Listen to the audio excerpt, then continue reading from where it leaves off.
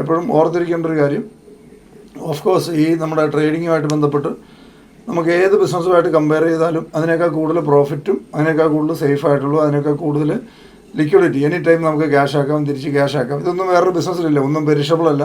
ഞാനെപ്പോഴും പറയാറുണ്ട്, ഒരു പച്ചക്കറി കട മാനേജ് ചെയ്യണമെങ്കിൽ പോലും ഇതിനേക്കാൾ ടഫാണ്. പല ആൾക്കാരും നമ്മുടെ നോട്ടത്തിൽ വളരെ എളുപ്പമാണെന്ന് തോന്നിക്കുന്ന പല ബിസിനസ്സും നമ്മൾ വിചാരിക്കുന്നതിനേക്കാളും വളരെ ടഫാണ്.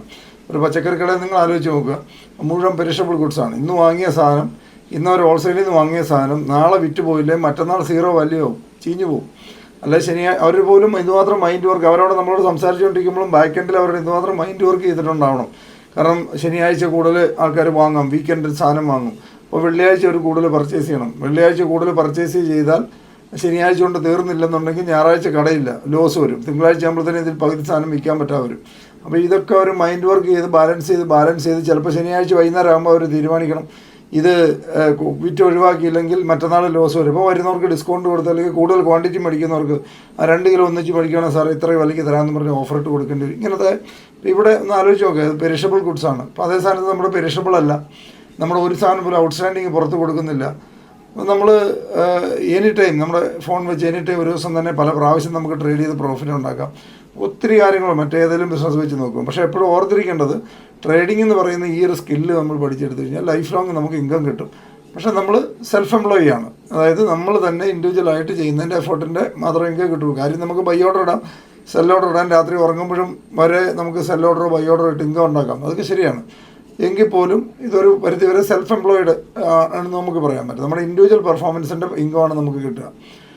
നമ്മൾ ഇത് മാർക്കറ്റ് ചെയ്ത് കൂടുതൽ ആൾക്കാരിലേക്ക്, നമ്മുടെ കസ്റ്റമർ അക്വിസിഷനിലേക്ക് നമ്മൾ പാർട്ടായി കഴിഞ്ഞാൽ, അതായത് ഒരു ഡിജിറ്റൽ എൻ്റർപ്രണർ എന്ന് പറയുന്ന ഒരു ലെവലിലേക്ക് വരണമെന്നുണ്ടെങ്കിൽ നമ്മൾ മാർക്കറ്റ് ചെയ്യാൻ തുടങ്ങിയാൽ മാത്രമേ പറ്റുള്ളൂ. നമ്മൾ സെയിൽസിലേക്ക് വന്നാൽ മാത്രമേ നമുക്ക് ഒരു എൻ്റർപ്രണർഷിപ്പ് ഓപ്പർച്യൂണിറ്റി എന്ന് പറയാൻ പറ്റുള്ളൂ. ഇത് സെൽഫ് എംപ്ലോയ്മെൻറ്റ് മാത്രമാണ്.